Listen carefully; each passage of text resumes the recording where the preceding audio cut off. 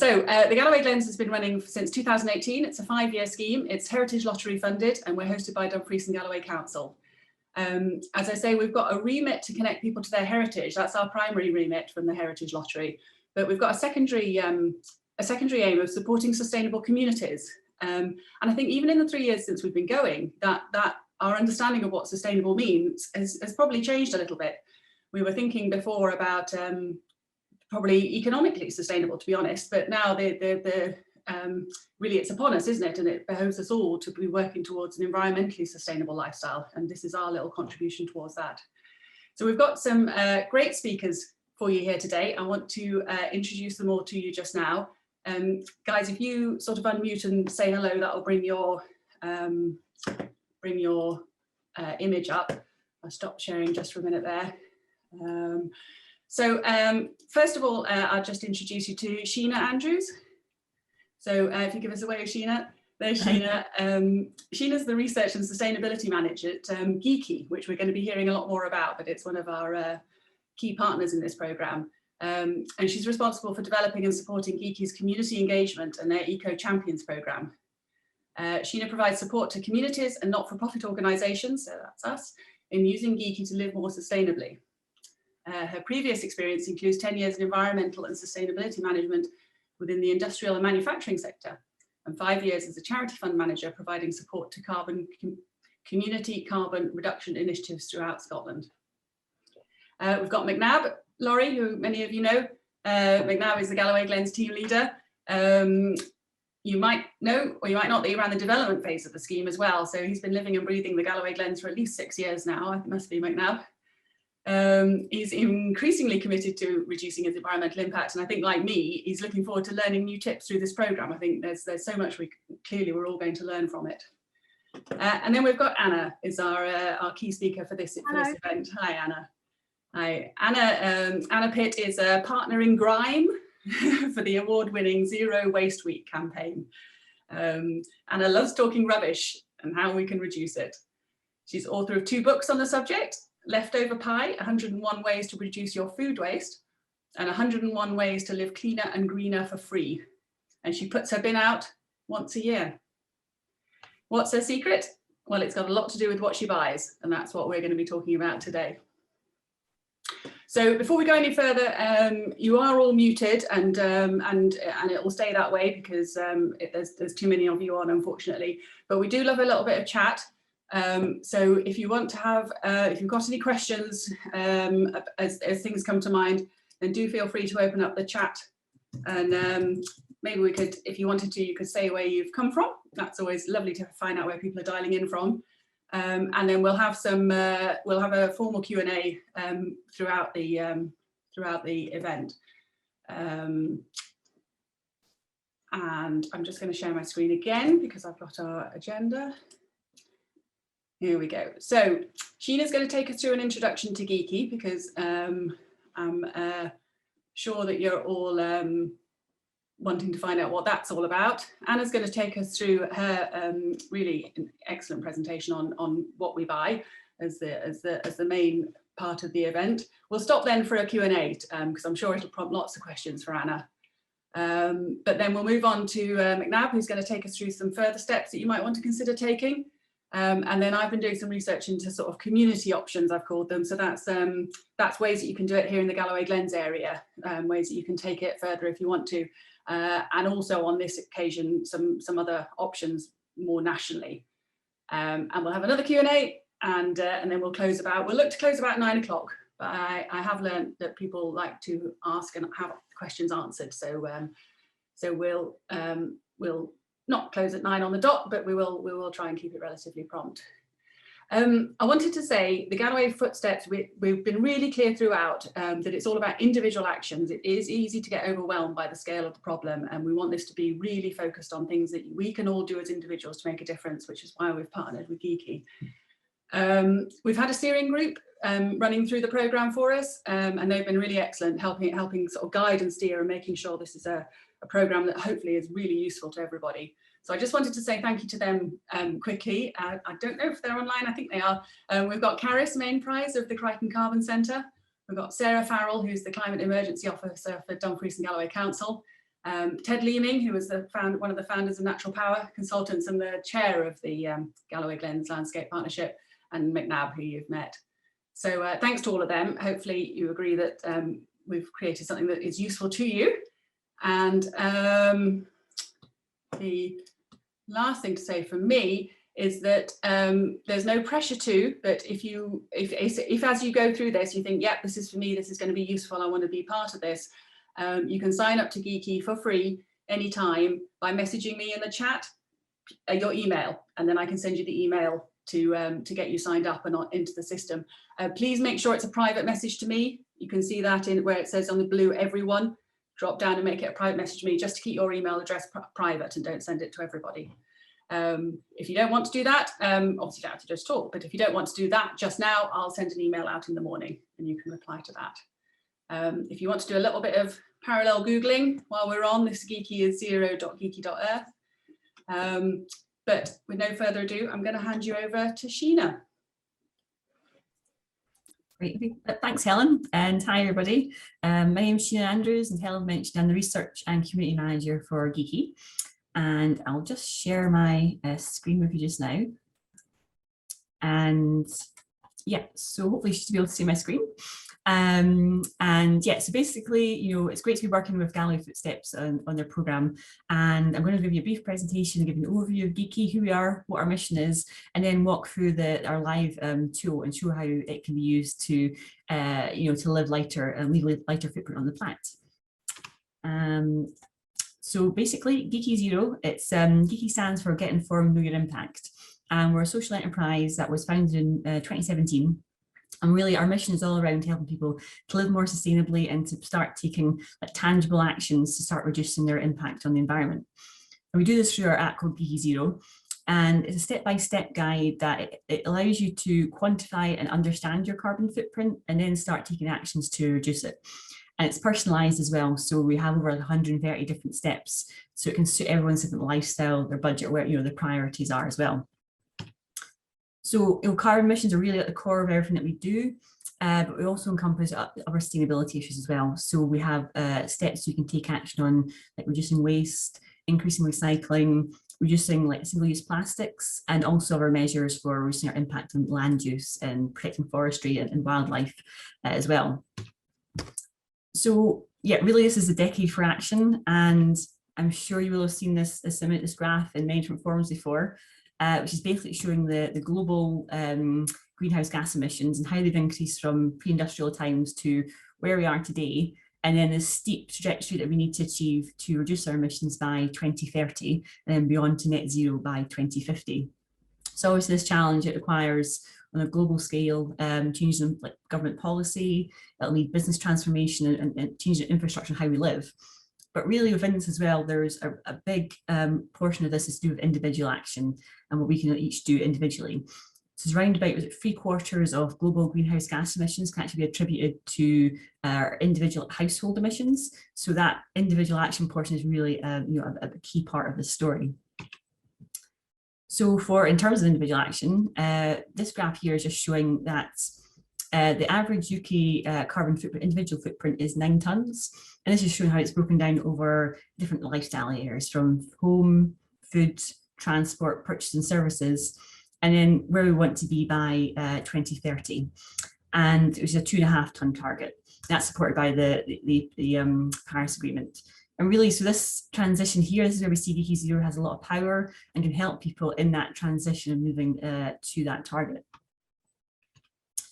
Also, you know, it's fantastic we're able to see that Giki Zero is actually supported by the UN high-level champions for COP26. So you see it as a pathway for taking meaningful action for individuals in achieving these aims.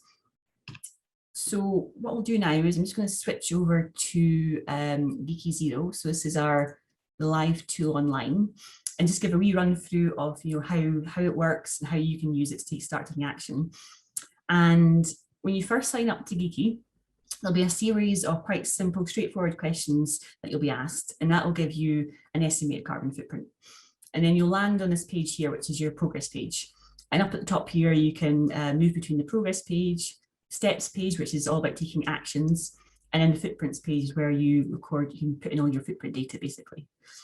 So on the progress page, up the top here, you've seen this top banner, we have like a monthly theme, which will, I think this month we're running on well-being. So about well-being for ourselves and well-being for the planet. And we usually pick out a couple of our geeky steps just to highlight that you might want to try. Then as you move down the page here, here we have what we call our Giki store. And this is personalized to each individual. And it's based around your carbon footprint, but it's also based around the steps that you're taking and committing to and the actions that you're taking. So it will increase as your footprint improves and you're taking actions. And a score of around about 500 is you're doing a fantastic job in working to become sustainable. A score of 1,000 or above, we call it our planet savers, because that's you're absolutely doing a fantastic job. Then I'll scroll down the page here to the impact graphs. And here is where you'll see your carbon footprint here in kilograms. And on the actual chart here, will show where you sit in relation to this UK average of an individual footprint of 9 tonnes. And then also in relation to the global average, which is around about 5 tonnes per person. And also to this target here, where we want to be by 2030, which is a 2.5 tonne individual target. So that's the progress page. And then obviously you can then go into the footprints page by simply clicking on this tab here. And on this page, this is really where you can personalize the information on Giki Zero, make it personal to your lifestyle. So we have around about 30 different individual footprints, and these are under the headings of home, food, transport, services, and purchases. And so you can add as much information as you want to. And I'll show you how you can do that. So for example, go into the diet page here, each one will bring up a screen like this. And then you can add in your actual data. So if you're really into collecting data on, how much food you're eating per month, you can put that in there. Or for example, in the electricity and the gas footprint, you can put in your actual usage figures. There's also the option up here to choose an average average representation of what you're doing as well. So for example, here you can choose a diet that mostly represents what you eat. So for example, you could choose mainly plant-based. Maybe some other questions it can do to refine it further. And then click save here, and you'll have this screen will pop up, which shows how that's affected your footprint, whether it's made it lighter or increased it.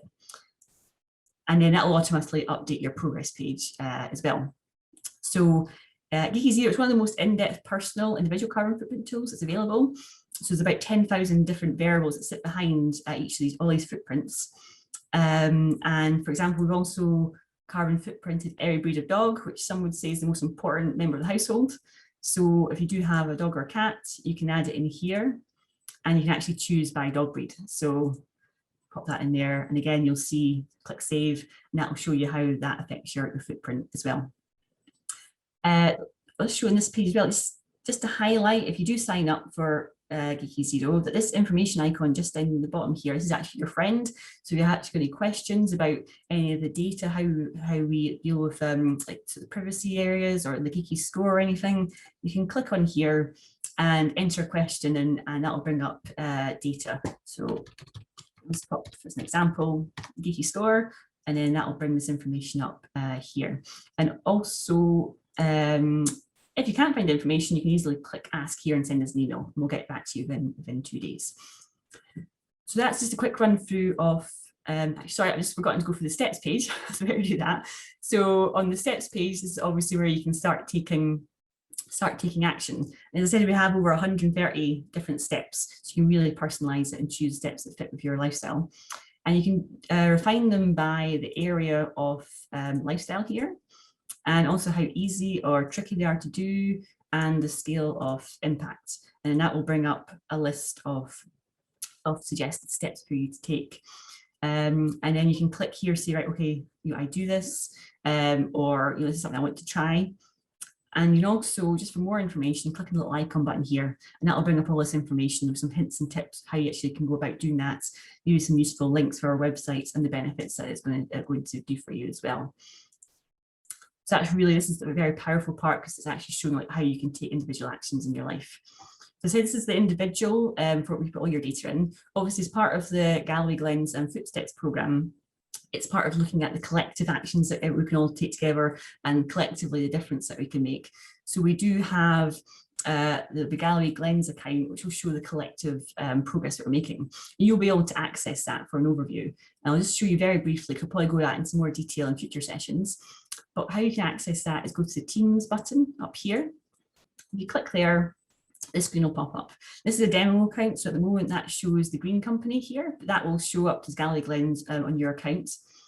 And you would click on that, and then this will bring up this screen, and this will show you the collective changes that people are making. So for example, here it shows the steps that are being committed to, and it gives an overview of the commitments in terms of carbon reduction and water saving. So you can really see, quite powerful seeing the changes that are being made.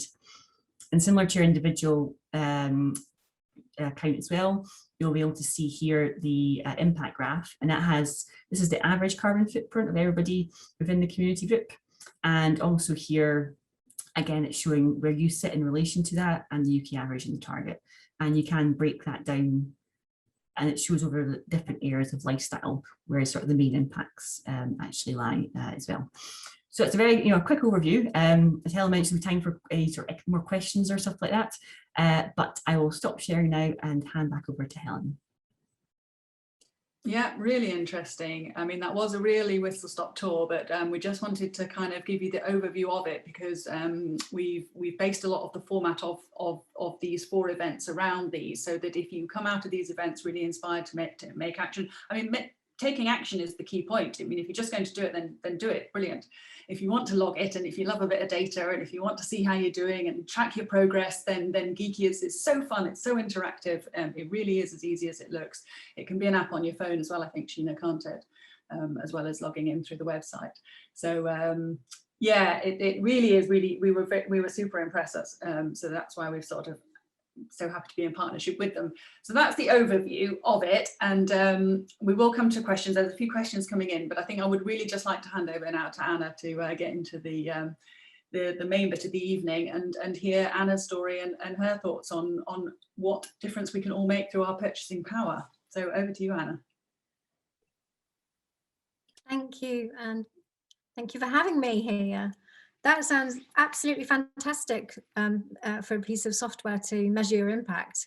And I'm going to be signing up. If I don't sign up tonight, I'll definitely sign up when you send out the reminder tomorrow morning.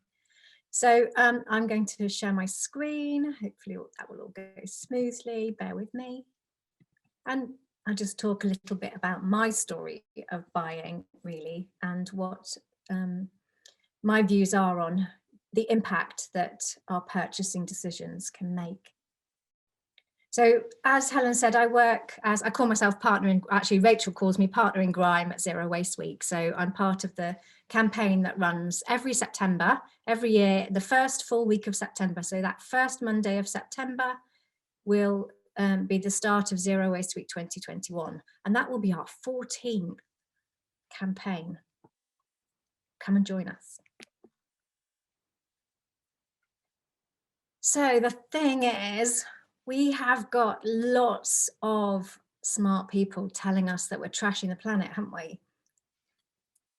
You may have seen this picture of the albatross. I've used this quite a lot when I've done talks in schools. I use this, and the room can go silent. There's a little video that plays and shows this picture that I've used before. And for 150 school children in a school hall, when I was allowed to do those kinds of things, it's just phenomenal that you could hear a pin drop when they see this. And I've seen tears in the kids' eyes. It's quite stunning. So David Attenborough, I absolutely love him for everything that he's done in bringing the awareness to the problems that we are facing on our planet. Stop all this waste, he says. This is our last chance to save the planet. I like that people, I feel it's not just me saying that anymore. I've been saying this for a long time. I'm not a voice on my own anymore, am I? There's loads of us saying it. And Greta, that passionate speech where she said, I want you to act as if your house is on fire, because we really haven't got long. We can't mess around anymore. We know that, don't we? So it's not surprising if we're feeling a bit of eco-anxiety. And a lot of the times when I'm talking to people or when we're writing and the questions that we get, people say, well, yeah, okay, I get it now. I do get it, but I don't know what to do. And it's this feeling of eco-anxiety that can make us feel quite powerless. Thing is though, we are human. And we humans are amazing, aren't we? We find solutions. It's what we do. We're pre-programmed, pre-wired to find solutions. That's what I really believe about human beings. Yeah, okay, we don't always get it right, I know. And we've definitely taken some wrong paths, because otherwise, why would we have all of these problems that we're facing? But we do have the solutions. Together, we can do this. We've totally got this. So we understand now that we need to reduce our carbon footprint. How? How do we do that? The first thing that I always suggest is just don't waste stuff. I'm pretty sure Sir David Attenborough said that as well. If we think before we buy and really make sure that we're buying stuff that we're going to use. It is that easy. It really is. Now, I can't see your faces, so I don't know if any of you have got your not convinced face on. So I thought that I'd put some figures together for us to take a look. So here are the frightening ones. Many of you might know, I have a feeling that you're here because you understand this kind of thing. I often find that we're preaching to the converted a little, but it's always worth it. Food and farming is the third largest contributor to global greenhouse gas emissions. But globally, 1/3 of all the food produced never even gets eaten. But that would feed 3 billion people. And I wonder if any of you heard this one before. It's starting to become quite well known, I'm glad. If food waste were a country, it would be the third largest emitter of greenhouse gases behind the USA and China. Food waste, not food, food waste. The thing is though, it's very easy to blame supermarkets, blame other people, not know what to do. But in fact, of all that food waste, 70% of it is actually from within our homes. So that's food that we've gone out to shop for, we've paid for. We've probably even prepared some of it. So we've spent time and money labouring over a hot stove to produce it and then throw it away. And then onto that other big problem that people are talking about, plastics. This is a shocker, isn't it? The sea contains 51 trillion microplastic particles. And I can't believe even myself that that's 500 times more stars than in our galaxy. That really shows up, because I think, you know, when we talk in trillions, I find that a little bit too hard to comprehend. So if you think of it in terms of all of those stars in the galaxy, it's just shocking. And by 2050, there could be more plastic in the oceans than fish. 177 species of reptiles, mammals, and fish are at risk of directly as a result of consuming our plastic litter.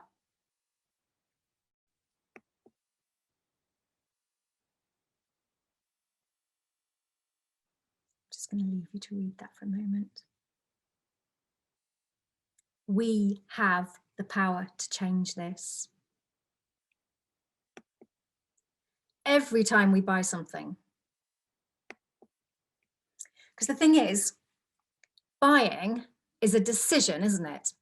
Every time we buy something, we're making a decision. And with that decision, what are you actually saying yes to? What are you saying yes to? What am I saying yes to? Are we saying yes to a slash and burn and destruction of natural resources? Or are we saying yes to regenerative farming? Are we saying, yes, it's okay that my jumpers traveled miles? That's fine. Is that what we're saying? Or are we supporting a local business? And I love this picture in particular because this is my cardigan, and I bought this cardigan for a very good reason. It was handmade by somebody in Scotland, and all of these different colours that you can see on there, they're made from different bits of jumpers, cardigans that were in charity shops, or in fact in the rag bags of charity shops. Maybe it had a stain on one sleeve, or it had a stain on the front. So I've got two matching sleeves from one jumper, and a different body and a different behind, and it's just beautiful. But the reason why I bought it was, in fact, because I saw on Facebook the lady, her name's Sue, the lady who made this cardigan actually put out a rather sad post on Facebook, and she said that she'd been to a market where she was selling her cardigans and her jumpers and these fantastic capes that she makes and scarves and all that kind of thing, all handmade.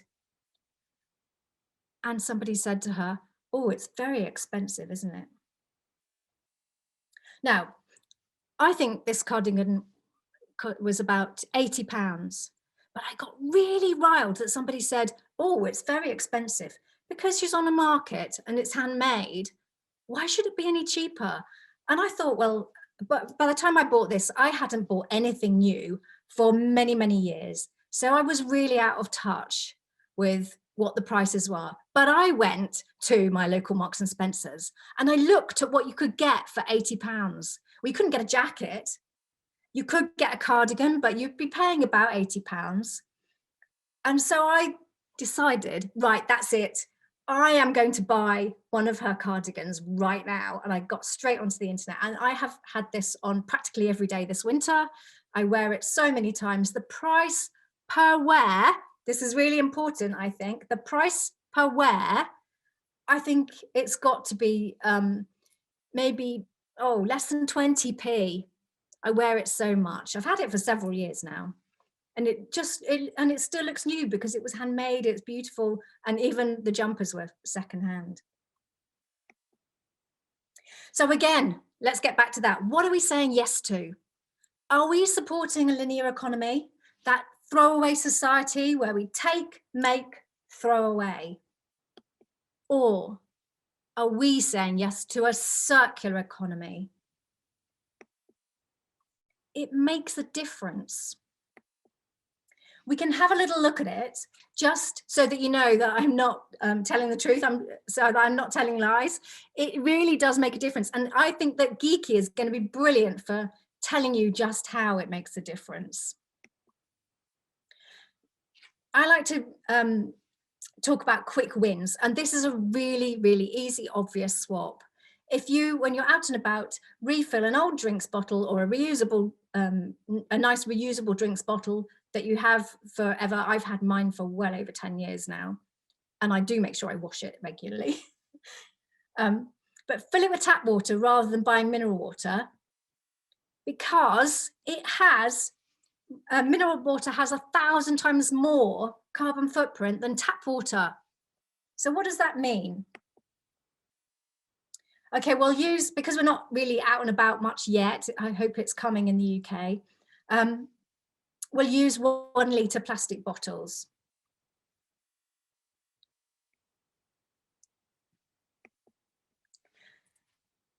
And we know that we're supposed to be drinking 1.5 litres per day. I think too much of my 1.5 litres is wine, but we won't tell anyone.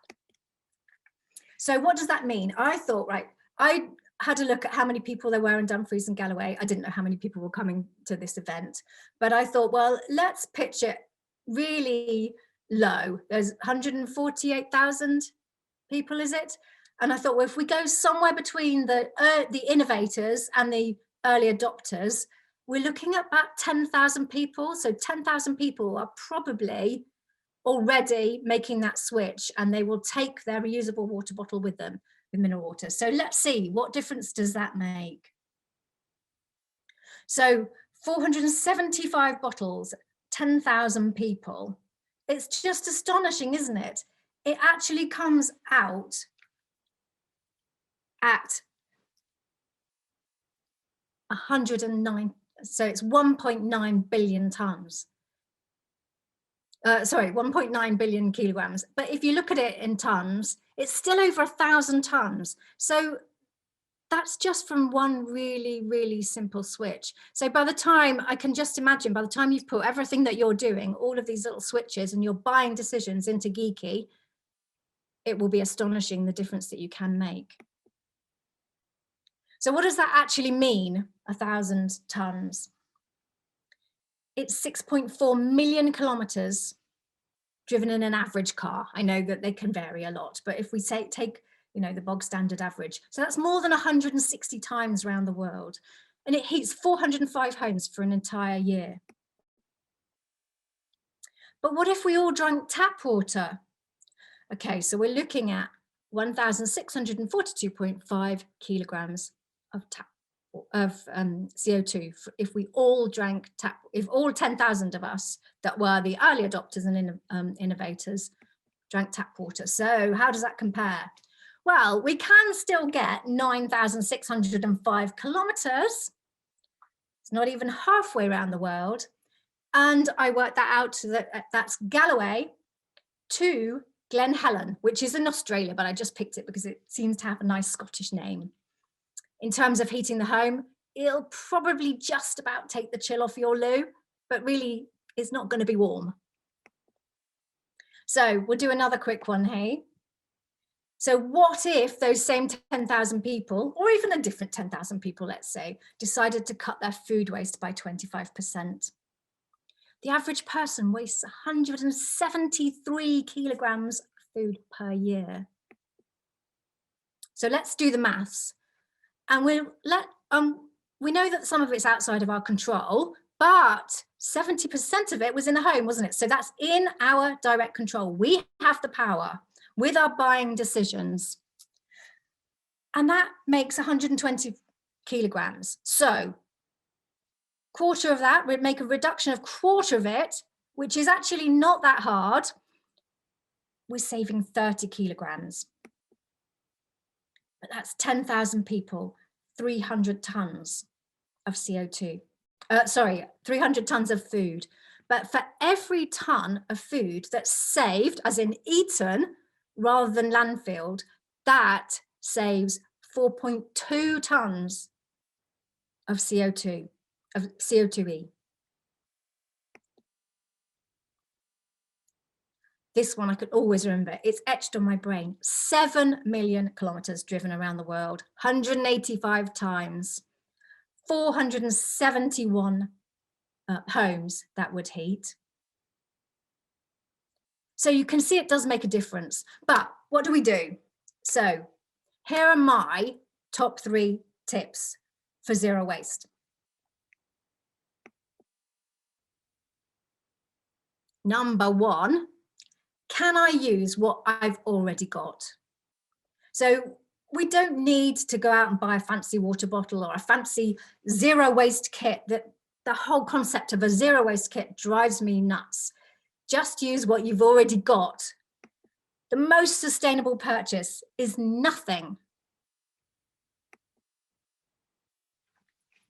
Number 2, pre-cycle.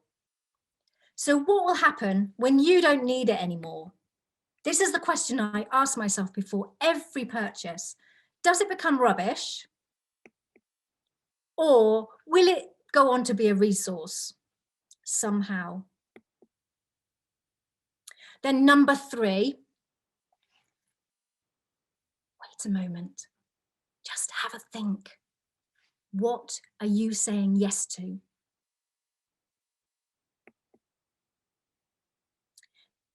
they're small steps, aren't they? Really small steps, but it makes a big difference when a lot of people take action. And I think I saw some of the social media that went out about this event, and I think you were promised a little delve into my dustbin, right? Even my bio says I put my dustbin out once a year, but actually a couple of years ago I moved to Germany because of my husband's work, and I haven't put anything in the dustbin since I moved here. So that's 2 years now. Do you want to see the big reveal? This is my rubbish over 2 years. Just let you have a little look.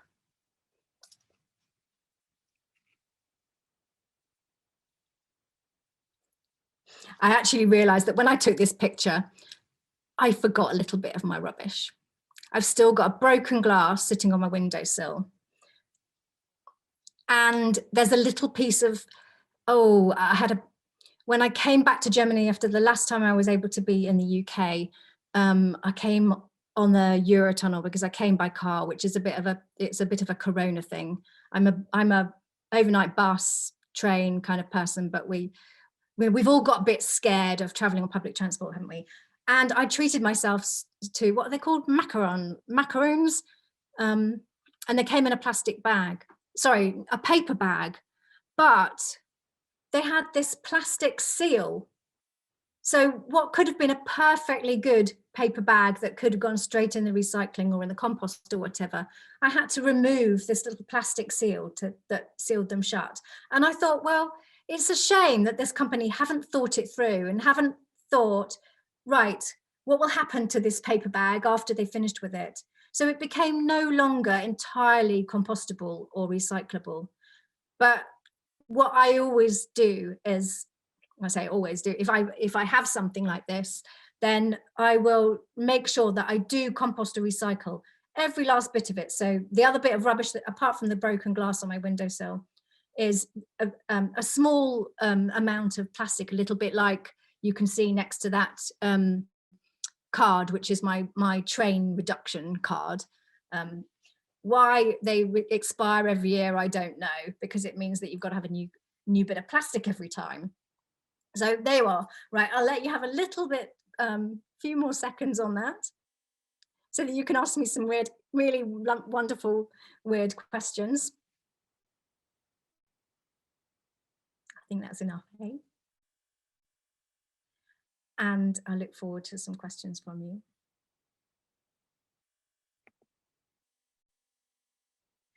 So as a parting comment, it's all very well me doing my zero waste thing, but actually we don't need a few people doing zero waste perfectly. And even I don't do it perfectly, as you can see. What we need are millions of people doing zero waste imperfectly, just making a try, just having a think before they buy. I hope you're feeling inspired.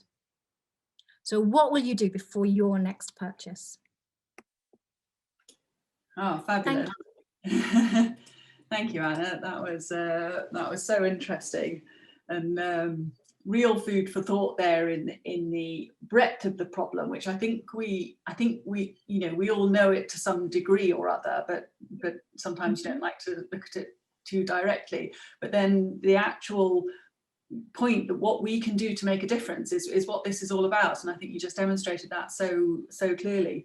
I think that the concept of pre-cycling is absolutely brilliant. Like, where is this going to end up before I buy it? I absolutely love that.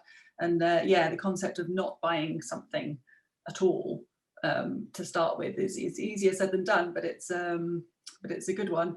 And then again, that concept that we can all, what you do is very special and must take such a lot of effort, and the commitment is amazing. But if we all just try our best, it will all add up. And it will help. And the thing is, for me now, maybe in the beginning it took a lot of effort, but actually all I did was I just did one thing at a time, made one switch at a time, thought about one individual thing at a time. So actually, looking back, I don't feel it was a huge amount of effort. And now, of course, it's just ingrained habit. So Yeah. I cannot buy anything without asking myself those questions. Yes. So, and it's just habit.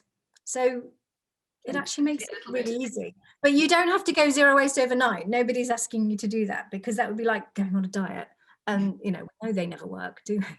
So it's just about picking one small thing. I was really impressed with the Giki app, and I did think that, oh yeah, I can see you can just pick one thing and say, I'm going to give it a try. That's all I've been doing to get to this point where I haven't even had to put my bin out for 2 years.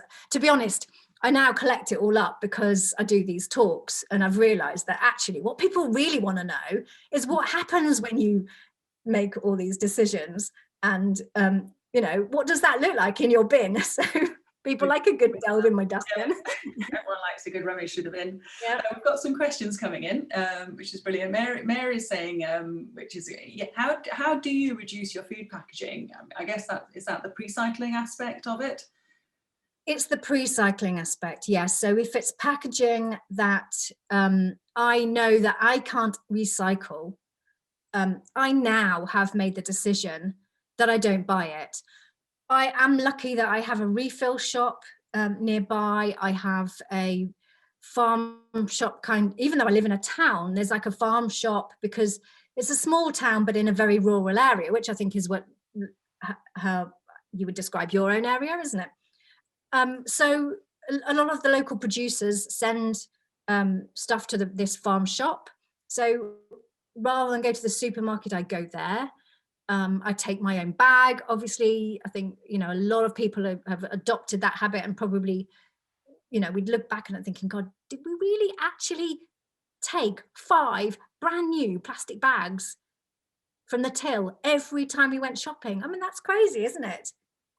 So that's it's really about pre-cycling. It's about thinking, what's this made of? Because I don't want my money to support companies that aren't thinking about the recycling. I think the classic example, I meant to bring it up with me, my little piece of sort of paper and plastic combined from my macarons. That was one instance where I thought, I don't know. And there weren't many people traveling because it was still during lockdown. We had to come back because we had to redo our residency. We'd been in the UK and had to come back here by a certain date to do quarantine before we gave our fingerprints post-Brexit and things like that. So I think I was feeling a little bit stressed, and I thought, do you know, I don't think these are going to be eaten. So there's one rule that I have which will override bad packaging, is if I think it's going to get thrown away, then I'd rather eat it and then have to dispose of the packaging than let it go to waste. And I think that's why I chose to have that packaging, you know, in my possession. So it's really recycling. Yeah, that's fascinating. Drew is asking, and on a similar line, do you ever contact companies to suggest options? Do you sort of do direct feedback, or do you hope that the individual, you know, if you make that choice and other people make that choice, that'll work it out?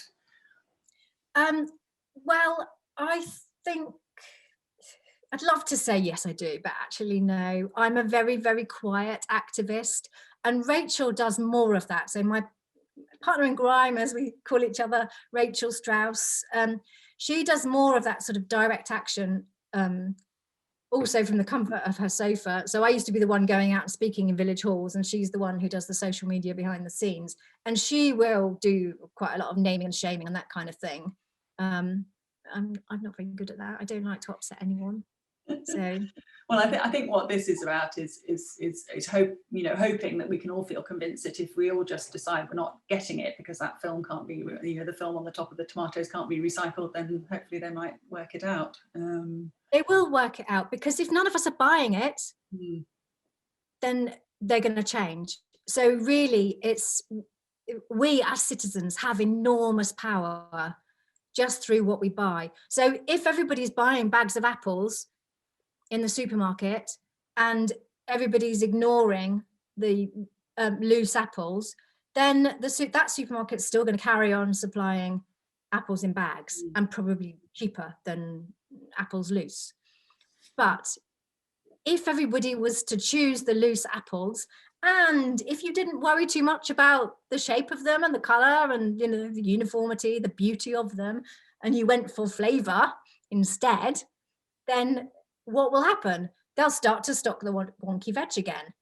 We used to have it when, you know, certainly when I was a child, it was a little game that my sister and I played for carrots. Could you find a pair of carrot trousers? Well, you'd be really hard pushed to find carrot trousers, wouldn't you, in the supermarket these days? Fortunately, because of pressure of people like you and me, as in you, all of you here tonight, then supermarkets are starting to say, okay, we have to bring this back. And they're trying out veg boxes of wonky veg and things like that. And there was the, was it Sainsbury's that did the, like, smaller apples, for instance, misshapes, same great taste, just, you know, it was a very Jamie Oliver expression, wasn't it? No looker, but same great taste. So, you know, things like that, they're helping. Yeah, absolutely. And we are, I mean, the second of these series is about food production and local food production, but we're very lucky around here in the whole of the Galloway Glens area that we have got access to local food, which is a great way to cut down on your packaging. It is.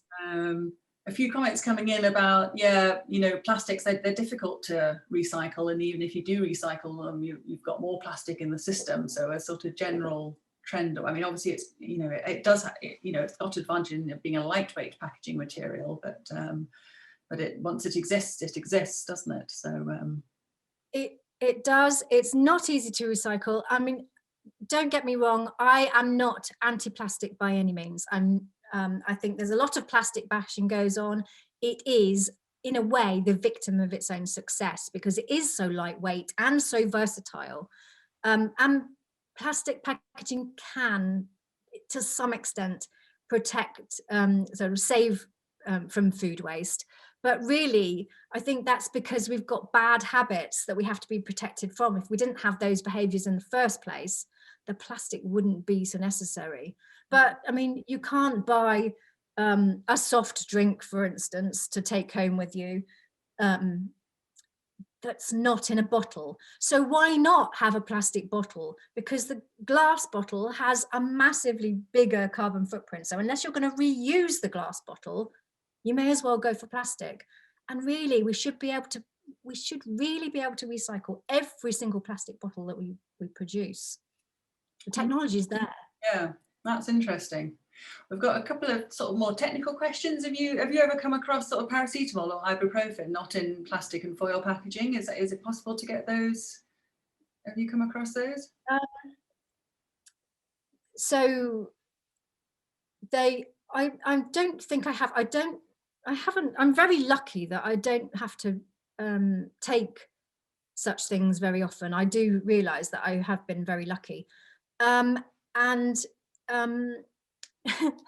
I have also been known to go through the bin and I will scrape every bit of metal off the plastic because individually they're both recyclable. It's just when they're combined. Now, I would love to have more of an opportunity to work with pharmaceuticals, the pharmaceutical industry, and say, look, come on, you know, what we need to do is we need to pick one material and use just one material, and then it becomes so much more easy to recycle. But again, if you do find something, a particular brand, then I don't use them often enough. I think most of the time. I've got a note. It was EAW who put that message in. I've got a note in my last slide, I think, about a recycling place in Dumfries that will accept blister packs. So I can't remember off the top of my head where that is. But, also TerraCycle. So that's probably using the TerraCycle recycling. They are recyclable. It's just that they're not easy to recycle. Okay, and then I think we'll have a last question before we move on to McNab. Anna's asking, you mentioned a lot about household food waste. Does it include things like food? If you composted it, would that make a difference into the carbon equivalent calculation rather than landfill it? Definitely, yes, it does. In fact, if it goes to anaerobic digestion, this is a figure I do know. Composting is probably similar. So it will save half a ton of CO2. So per ton of food waste, it will save half a ton of CO2. So yes, it's definitely it's well worth it. And in fact, that's probably industrial compost. So that's for anaerobic digestion, and I think industrial composting is probably similar. Home composting, much more, because you're not transporting it again.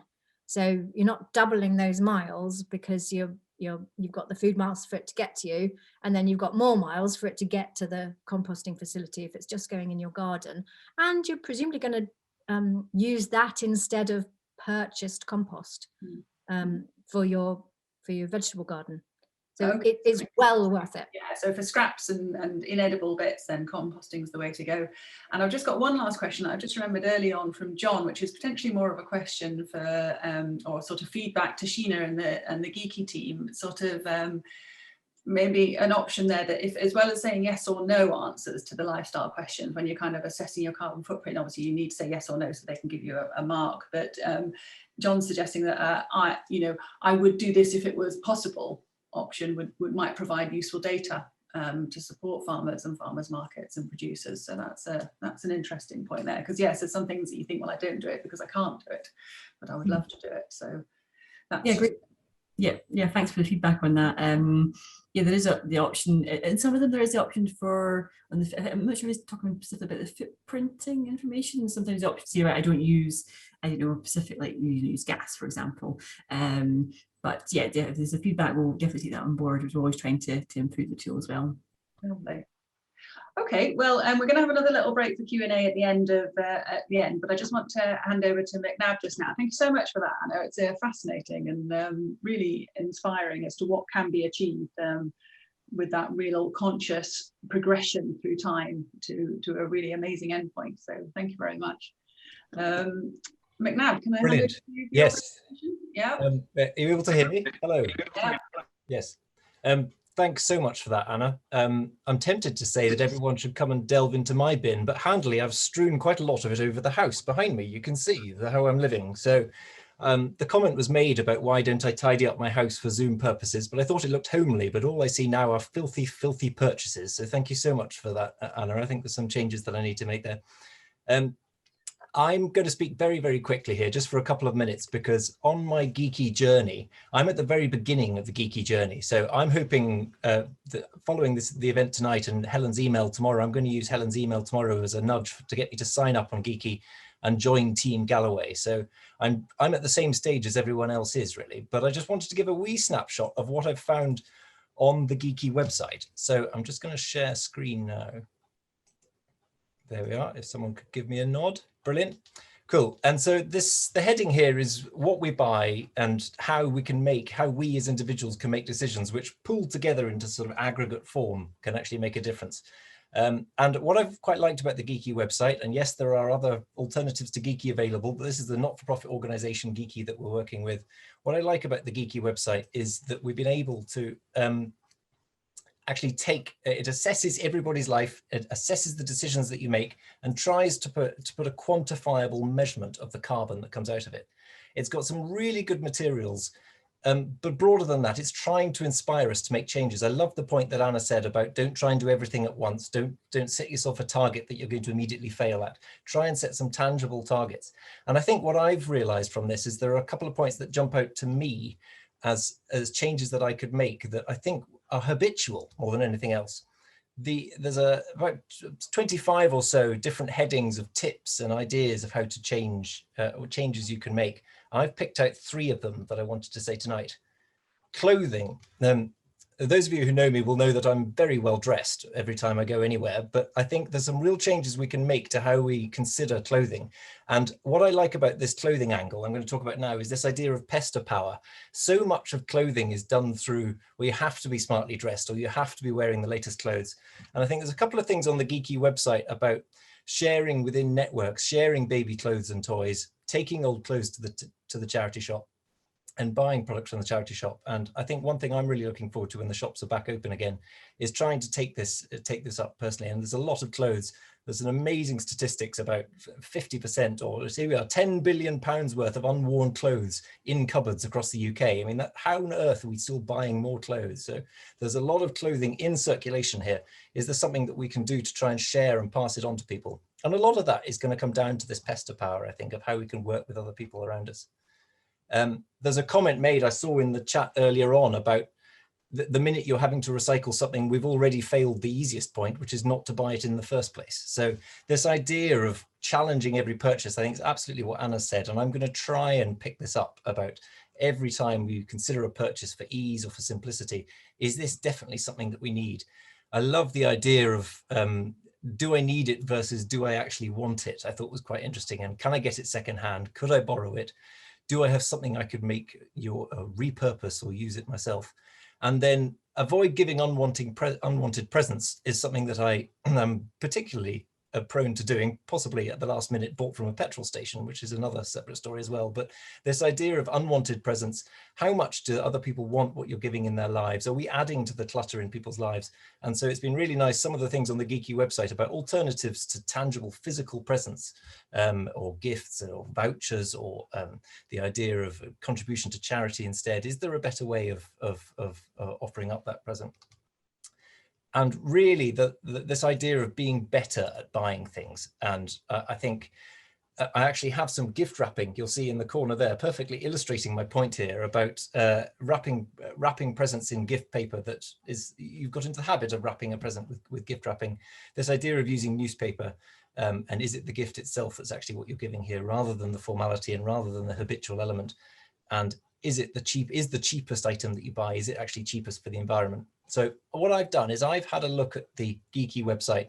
I'm going to sign up tomorrow. I'm going to get my base carbon footprint and then build from there through the 4 months, hopefully with anyone who's willing to join us on this journey. But just to say that there's actually more than just the numbers. This is all about how you interact with people around you. It's not just what we do, it's what we can encourage in people around us. And maybe some of the quick, simplistic decisions that we're making, maybe we can challenge ourselves a little bit on that. So yeah, I think that's really my plan, is to try and pick what is realistic and what suits me. And I'm going to try and do my little bit. So I wanted to try and bridge it from the big picture, which is Anna's laudable aims. And then I know that Helen's going to talk about now a particularly Galloway perspective really on angles to that. So if you're happy, Helen, that was my 2 penneth. Brilliant. Thanks very much. Yeah, I think it is. I think it's all about, as Anna said as well, making it work for you. You know, every little bit helps, and that's the point of it. We don't have to do it all tomorrow. I was just going to share with you now. Where's my? Yes, a few things that I've been researching. I mean, now apologies for those of you who aren't in the Galloway Glens area, but I'm sure that you'll have equivalent ones close to you as well. But I just wanted to kind of highlight some of the things that we've got going on in the area. We're very much not starting from nowhere. There's been loads of people working these issues for decades actually now, really. So there's definitely places you can go. So for example, refill stations. New Galloway Community Shop has got a particularly good line in dry goods and toiletries. Those of you who know me, you know I've got a vested interest in that, but I think I can genuinely say it really stands apart in its refill there. Sunrise Whole Foods in Castle Douglas, you can get your spices and your tea and coffee from off the shelves in biodegradable little bags instead of buying the whole container each time. Earth's Crust Bakery in Castle Douglas does refill milk nowadays, fresh milk. You take your own container, which is quite a thing. And very pleased to see that Harris & Co has started doing refillable wine. I don't think you're encouraged to drink directly from the tap, but if you take your own bottle, then you can go and refill your wine. So people are really trying to innovate and do the right thing, which is excellent. Water bottles, Anna showed us that amazing stat on the difference that it makes. And again, it's so easy to think that it doesn't matter, you know, just one bottle here and there, but it really does add up. So I had a little look at water bottle refill points, of which there are many, and which I will say the Galloway Glens offices in Castle Douglas is one of them for when they're back open again. But then as I was looking into it, rather than put them all out, there's an app called Refill that you can download onto your smartphone if you've got one. And it will tell you at any given point which businesses are available to walk in and fill up your water bottle just for the asking. So that was a nice little technology enabled thing that you can do nowadays. We talked about packaging and lack of packaging and food miles and the way that the packaging is sometimes necessary because food is being transported so far. We're blessed around here with a lot of producers markets. Glenkens Producers Market is the second Saturday of the month in Dalry, and actually they've taken it to the next level, and you can order online through the Glenkens Food Hub. If you Google that, you can do online click and collect, which is even more convenient. So that's a really nice innovation quite recently from the Glenkens Producers Market. Castle Douglas has got one on the third Sunday of the month and Kirkcudbright on the fourth Sunday of the month. So, you know, this stuff is out there, and you can go along obviously with your own packaging and fill up. You can repair. JD Keys in Castle Douglas. I didn't realise until relatively recently that they'll just put a new zip in just about anything as far as I can see. So, you know, that's a great way to prolong the length. I even had a sort of storage bag that they put a new zip into, which would have had to go in the bin otherwise. So that's a great resource, and obviously shoes resold as well. AD Livingston's are furniture restorers and do a great job there. Charity shops, obviously you're spoilt for choice in Castle Douglas and Kirkcudbright, absolutely loads of them, which is great. But there's also one in Dalry. I don't know if everybody knows that, up in the Glenkens. So again, you know, especially at the moment, I think when people have been taking the chance for a clear out, so there'll be some bargains to be got there. It might be the first place to go and look if you do need something new.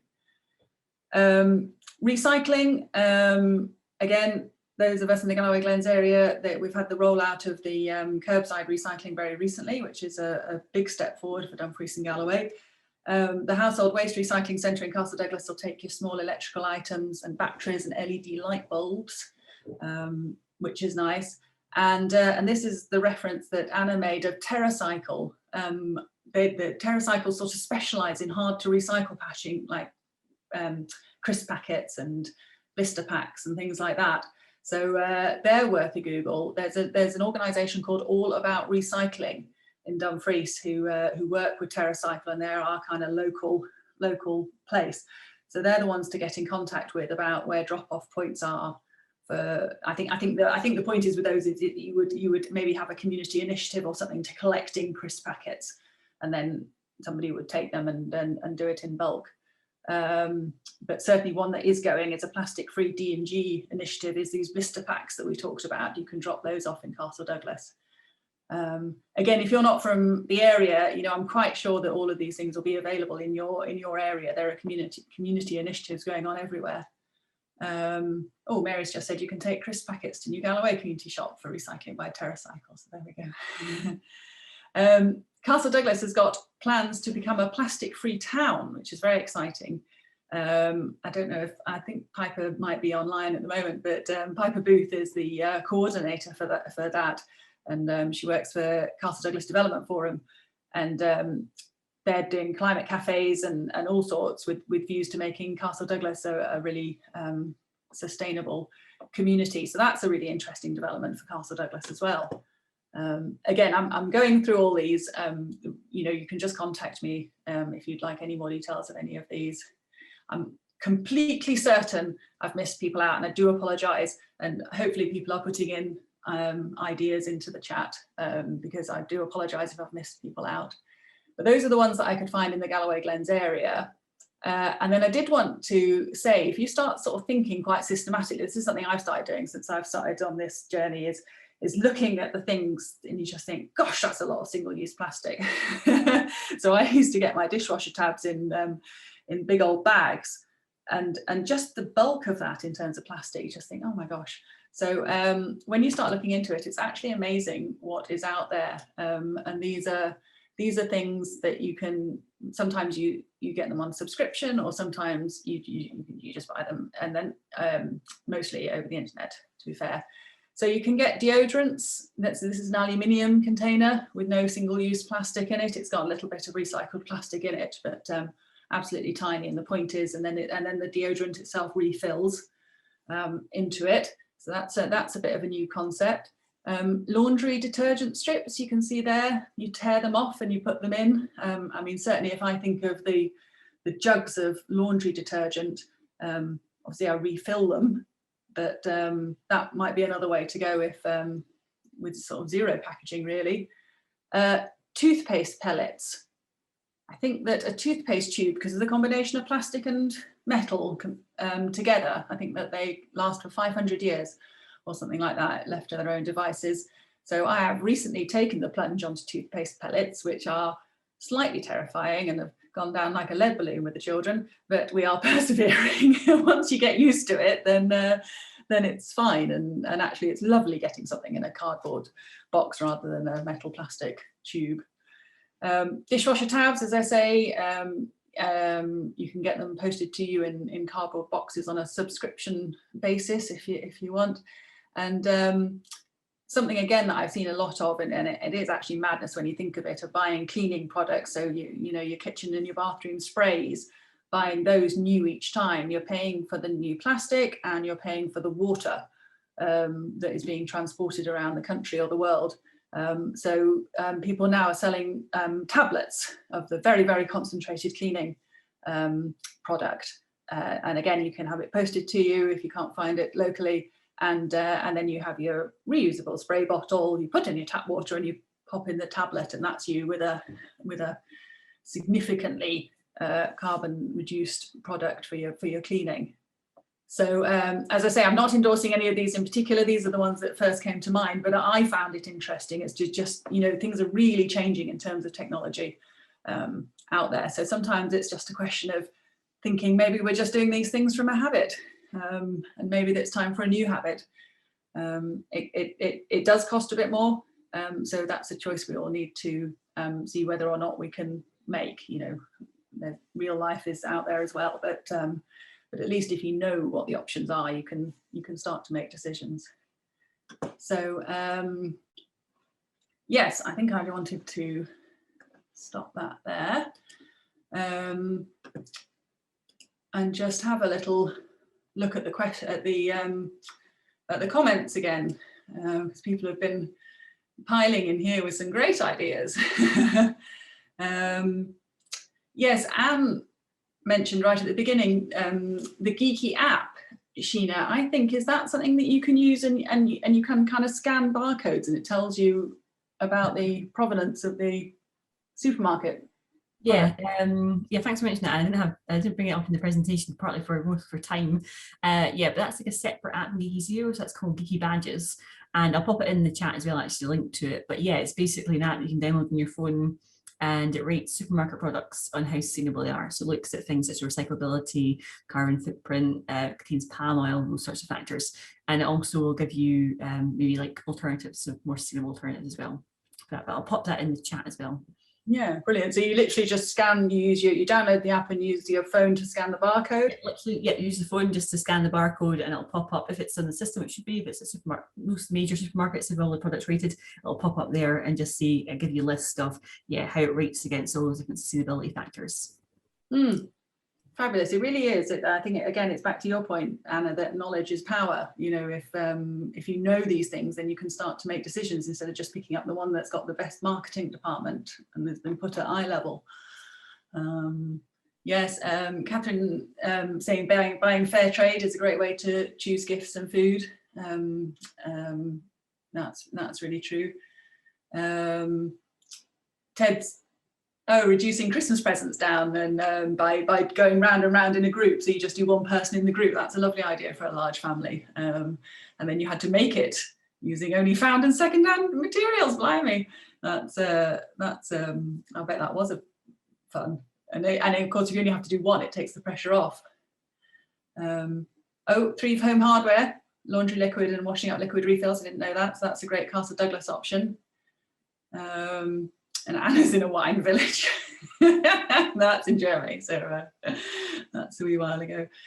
Yeah, Sunrise Foods use cellulose biodegradable packaging. Yes, the little clear packets that their things come in is biodegradable. I'd seen that. And yeah, crisp packets to New Galloway Community Shop. Patches on the elbows of your old favourite jumpers. McNabb, you need to get some of yours over to Ted by the sound of things. He'll upcycle them for you. Pringles tubes as well. I don't know if Gary knows where. Yes, I often as I trough through the Pringles, occasionally think, I wonder where this tube could go. So I don't know, Gary, if you've got any ideas for that. And then Rowan's Dairy and Dalbeattie delivering milk for rinse and return. Yeah, lovely.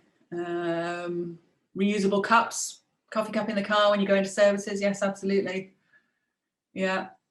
And oh, so many ideas. EAW, I don't know who that is, but apparently doesn't have shares in Sunrise. But they do have dishwasher tabs in cardboard packaging, which is very good to know actually, because I order mine on the internet, so I'll have to check that out. Lovely. Any ideas, anyone, if the woven plastic type animal feed sacks can be recycled? That's a great one, because that's quite dense in plastic, isn't it? You know, it's terribly hard wearing. I mean, the point is that it is hard wearing. Yeah, I mean, that would be a good one for TARF. See if they could collect them maybe. Got a suggestion here of a website of Ethical Consumer. Yeah, and Jeff, you make a great point that, you know, these products are more expensive. Yeah, it's a tricky one, isn't it? I don't know. Maybe if more people use them, the price will come down. Yeah, the reality is that it's cheaper to do it unsustainably, which is weird. I think that there will be a certain amount of the prices coming down when more people are buying, because there are economies of scale, and of course most people are buying what we're used to seeing. So for instance, cleaning products with harsh chemicals in were the norm because we didn't know any better. But I think more really before long we won't be able to buy those kinds of things, and that's when the prices will come down. It's when we normalize it. That means when the majority of us are using it, then the prices are going to start to come down. But of course, in the meantime, do we stick at it, and do we pay a little bit more? Many of the things that, many of the decisions, the ones that I really like are the ones that don't cost us any more. And when in 2015, I did a year of buying nothing in single-use plastic as a challenge for my family. And at first I realized I was spending an absolute fortune, but 3 or 4 months in, I did find ways of making it a little bit cheaper. Because you'd invested in things up front, and were reusing them, or because you found new ways around it? No, because I found alternatives. I found stockists that, so for instance, social enterprises, farmers, small farms, vegetable. I found little places where you could buy vegetables on the side of the road and things like that. So it's just about, I think it gets, once you've made that decision to try and improve something, and try and take action, it's on your radar. And I spotted things that I'd probably driven past hundreds of times and not even noticed. So I think it's just the fact that once you made the decision, it's there, it's in your mind, and you suddenly, oh, I wonder how long has that been there? And if you ask, and people say, oh, it's been there for years, and they didn't notice. Yeah, so it is. It's about priorities, and everybody is in a different context and in a different way of working. So I think the point of this, I hope, is that what we're saying is that everybody hopefully can find some steps that they can find that they think, actually, yeah, do you know what, I can give that a go, that won't cost me anything, and it's just a change of habit and a change of tack, and I'll give that a go and see how it progresses from there. So yeah, that's lovely chat. Yes, and I think you said we'll be sharing this. We don't share the chat as such, but I do record it, and I will I'll take out all the links and all the suggestions from people, and in fact what I might do is update that slide pack that I've done, and then we can share that, and then that'll be a better resource for people in the area. Yes. Right. Well, I think, has anybody got any more questions for Anna about the sort of practicalities of it? I was wondering, do you not eat crisps, or do you send them away for recycling? Because this seems to me to be my hardest challenge. Yeah, I say no. Until recently, I could say no, because I actually gave up crisps in 2015 when I did this challenge for no single-use plastic, because I couldn't get them not in well, it wasn't single-use plastic, sorry, single-use packaging, because they're all in single-use packaging that's non-recyclable. So if I couldn't recycle it, I didn't buy it. And so I gave up crisps. I'm quite glad, because it's done good things for my weight. And my husband is joining me now, which is really good. But recently, a company that I do some work for, is not the BBC, is it? So they're called Ceci. They do crisps in refill. And so that's it now. I mean, I'm not in the UK, so I don't have the access to those at the moment. When I'm back in the UK, I'm buying those crisps because I love crisps. Then presumably you can just fill a plastic bag with them. That's right. You just take your Tupperware. So yeah, you take your Tupperware and you use the scoop, and you know, and they don't all crumble to nothing, and they've got their skin on. They're made with British rapeseed oil, so you know what's not to love. Lovely.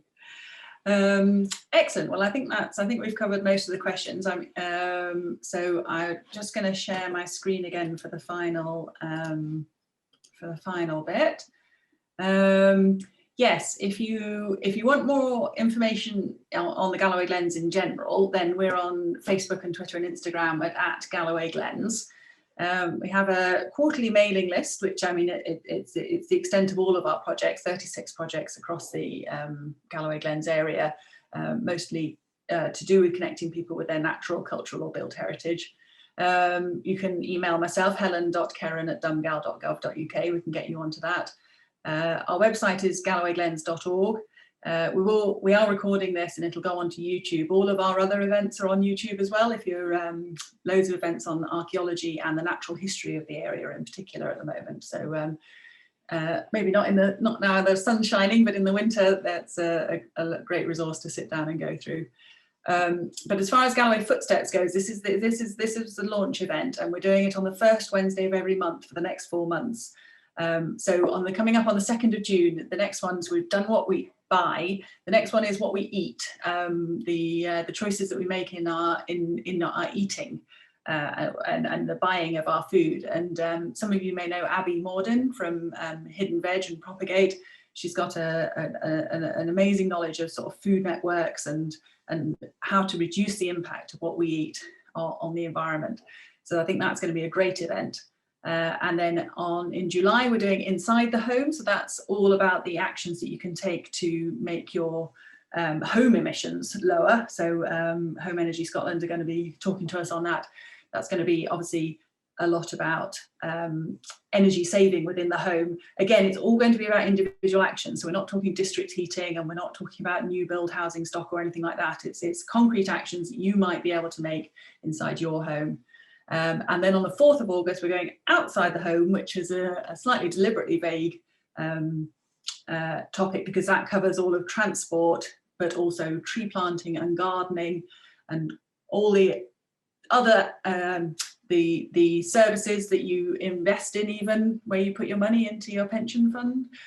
All of these things make a difference. So that one will be covering all of those elements. And if you do get onto Giki, you'll see that these 4 events, they're aligned with their categories of purchases and eating and home and transport and trees. So yes, those are the upcoming events. You can come to this one and none of the others. You can come to them all. We're hoping that they'll be interesting to everybody. There will be this thread of Giki, and what we're going to do at the next one and each of them is report back on how we're getting on, and how those of us who signed up for Giki, how our cumulative actions over the month and the 2 months and the 3 months have made a difference. So I'm really looking forward to seeing how we all get on with that. You can book those events. They're all free, of course, through gallowayglens.org. Or you can find us on Eventbrite as well. So I will say now, I mean, we've had some people messaging in their emails already, but I will email everybody tomorrow morning, and if you're interested, then you can sign up to get your free Giki account that way. And yes, I would say come along to the next event to see how Team Galloway is getting on. I will also say that Team Galloway is not exclusive. If you want to invite some friends, then just contact myself on that email, helen.kerrin@dumgel.gov.uk. And also, if you're not in Galloway, you're more than welcome. So I think that was all that I wanted to say. I'll just see if there's any last points. Oh, Hannah's just saying, what was the app you mentioned regarding checking sustainability of supermarket items? She did put it in a bit higher up. It's badges, as in badge, .geeky.earth. But again, I'll put it in the email. Yeah. I'll put it in the email tomorrow as well. So there we go. So yeah. So I think we'll call it a day there. I'm getting a few in more for Giki, but so I'll get those before this stops. But lovely. I just want to say again, thanks so much to our speakers. Thanks to Sheena and Giki for partnering with us on this. I think it's really exciting. It's nice to be able to sort of show off Giki, even though it's nothing to do with us, but show it out to a wider audience and hopefully get some take-up. So thank you, Sheena. Thank you for your time as well. Thank you, McNab, for your insight into your living room. Useful as ever. And Anna, really good. Thank you so much. I think it's extraordinary to see where the end point of a journey can be, but it's a journey that we can all take the first step on. That's the thing, it's a journey. Yeah. Thank you for inviting me to your very special part of Scotland, and I do hope I get to visit it for real. Oh yeah, that would be nice. Yeah, when this all calms down. So yeah, so thank you very much. Those of you who've been on before will know that I don't like to just sort of ping everybody off. So if you would all, we'll just sit here now, and if you guys head off, we'll hopefully see you in a month for What We Eat. Thanks for coming.